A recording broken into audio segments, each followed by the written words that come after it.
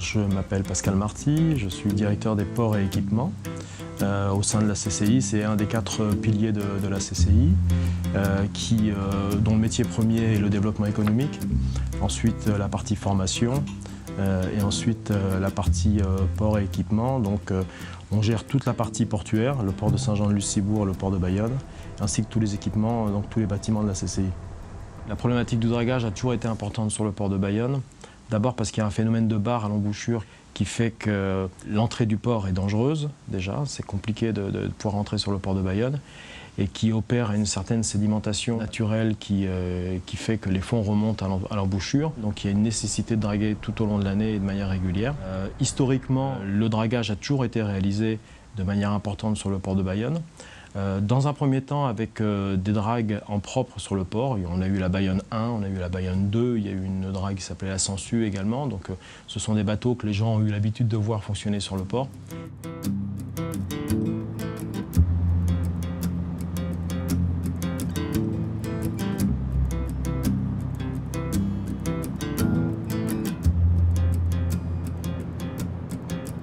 L'objectif que nous nous sommes donné avec l'achat d'une drague à Bayonne est de pouvoir clapper 400 000 m3 de sable par an sur les plages d'Anglet qui en ont cruellement besoin à un prix tout à fait compétitif. Deuxième point au niveau intégration ville-port, c'est la dépense des coûts de dragage qui est faite localement et non plus par auprès de sociétés extérieures. On dépense à peu près entre 2 millions et 2,5 millions d'euros par an localement, notamment par l'embauche de 14 marins qui fonctionnent sur cette drague.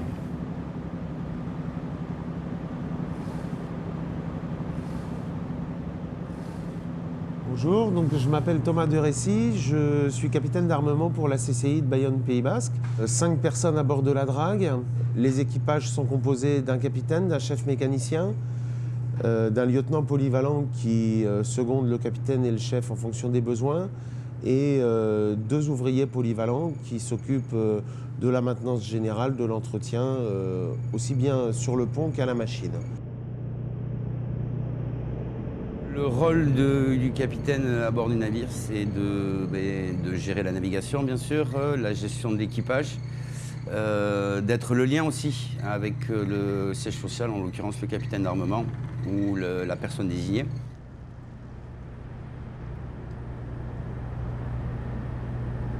Jusqu'en 2015, on fonctionnait avec 2 campagnes de dragage par an. Les volumes à draguer varient beaucoup en fonction des conditions météo de l'hiver et des prévisions de météo.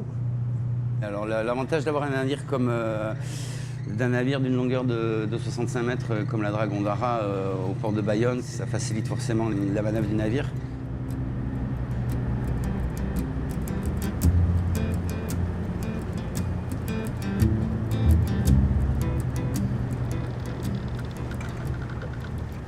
J'ai commencé avec la CCI du Pays Basque en septembre à l'arrivée du bateau. Je suis embauché comme lieutenant polyvalent.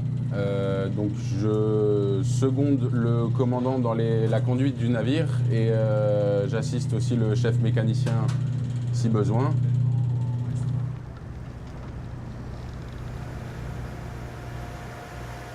Le rôle du chef mécanicien, c'est de gérer et maintenir en état toute la partie technique du bateau. Donc on pense forcément au moteur, la propulsion du navire, mais il y a également la production électrique. Voilà, tous les réseaux, on a pas mal de réseaux informatiques. Tous ces ordinateurs, ça communique par des systèmes, par des réseaux informatiques.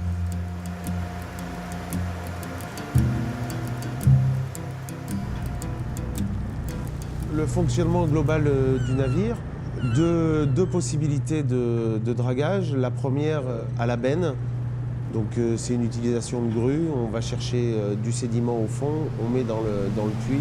Quand c'est plein, on va vider. Donc relativement simple. La partie drague aspiratrice en marche à l'élinde permet d'aspirer du sédiment.